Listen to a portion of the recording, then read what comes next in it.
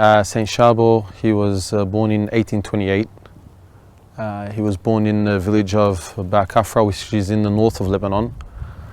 That village has been Christian and remains to be 100% Christian up until this day. Saint Sharbel came from a humble family, not the poorest of families, but they were humble. They had land and they worked the land, and his brother actually restored the village church as well. His father, Antun Zarur, his father passed away when he was aged 3 years old, say in 1831. And so he lived basically not knowing his father, so his father died when he was very young. But even the home environment was very much a Christian environment. The family used to pray together before meals, before bed. They would pray the rosary together. And for Christians back in those days, there was a great stress of devotion to the Virgin Mary. And so that's something that Saint Sharbel cultivated more in his life. Even when he was young, he was known to have a great devotion to Mary. He was known to be very pious and also very hardworking. He was also known to be very intelligent in the village school. Even the priest of the village, speaks very highly of Saint Sharbel. He learnt Syriac, he learnt scripture, he learnt church teaching, all within the village. And most of the children in the village, they had the same education. There was always something different about Saint Sharbel though. It seems that even during his youth, he was influenced more, and there was a greater influence of the church more in his life. He had 2 uncles from his mother's brothers, 2 of them that were monks of the Lebanese Maronite order. Saint Sharbel's life is a very hidden life. There's not much that we know of what he said during his life, and that's something that's common with all our saints.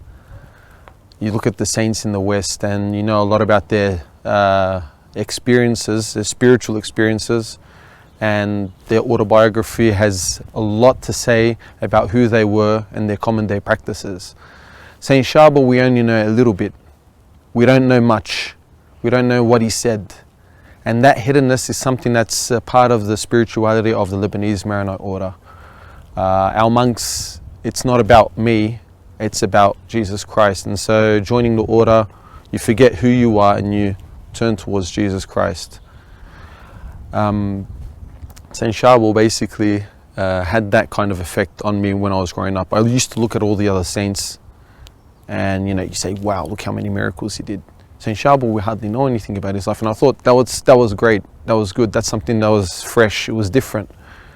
And that silence, it draws you in to basically say, well, then there's more to the world than just me. So, if I'm just occupied with myself my entire life, I'm not going to get anywhere. I'm not even going to get close to myself as well. So Saint Sharbel, that self-emptying, that's something that attracted me. In the end though, you can imitate the saints, but you're always going to be you. In the end, it's God who calls you. So I look at Saint Sharbel now, and I look at him as my brother in the order, and all the other saints. And I look up to him more because once I've joined the order, you kind of look at a saint and you say, oh, I can be like him. But once you're in his shoes and you're kind of living the same experience that he lives, then you say, oh, this is tough. And then you look up to him a lot more. Then you say, wow. It's not so much that the prayer hasn't been, well, I want to be like you, Saint Sharbel, but it's kind of like having this spiritual envy of Saint Sharbel. And I say, you're lucky in a sense. You've been blessed. And I wish I can be this much, only this much like you. More than that, I think the life of Saint Sharbel has an effect on people because he has that silence about him. That's a silence that's very much, that is more comforting to people. I think people these days, they don't need sermons, they don't need homilies. Those are all good.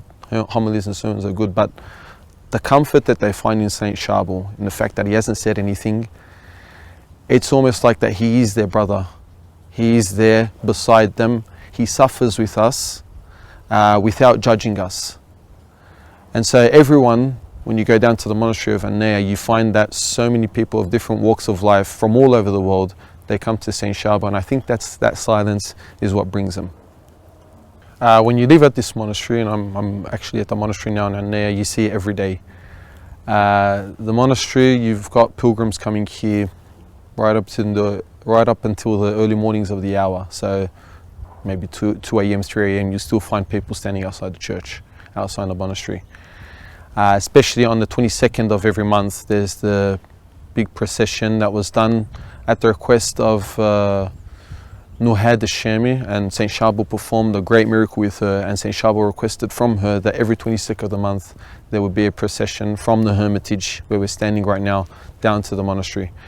And you have tens of thousands of people joining that procession.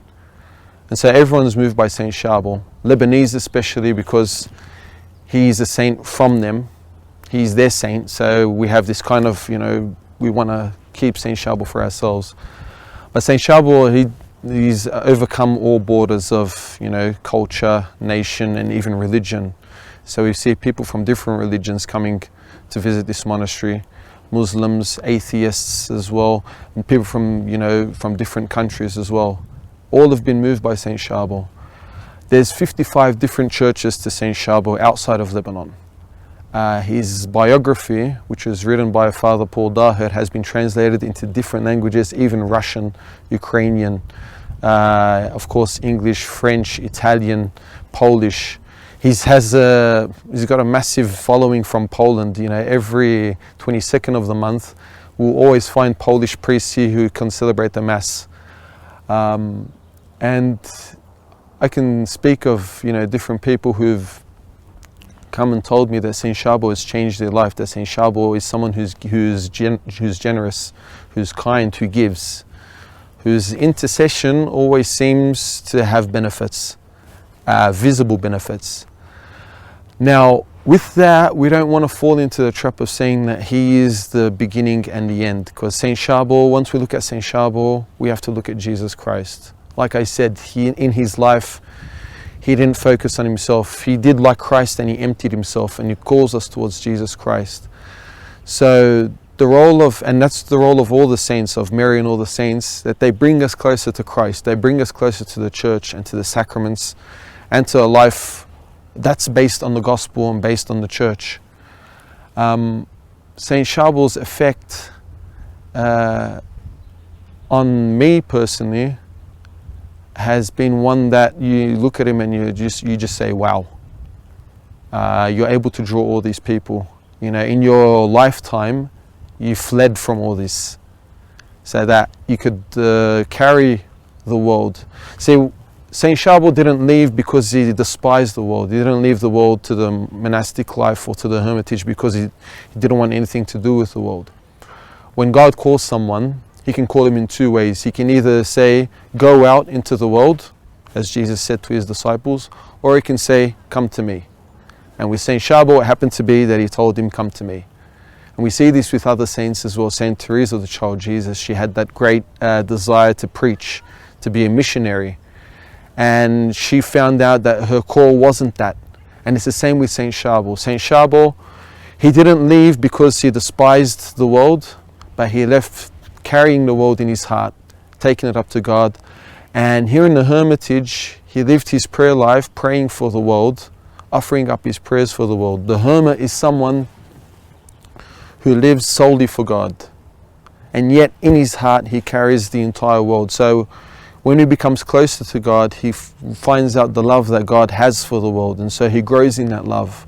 In his prayer life, he discovers just how much the world needs God and just how much he himself loves the world, because he becomes more like Christ. He becomes more like God, who created the world, who gave himself up for love of the world.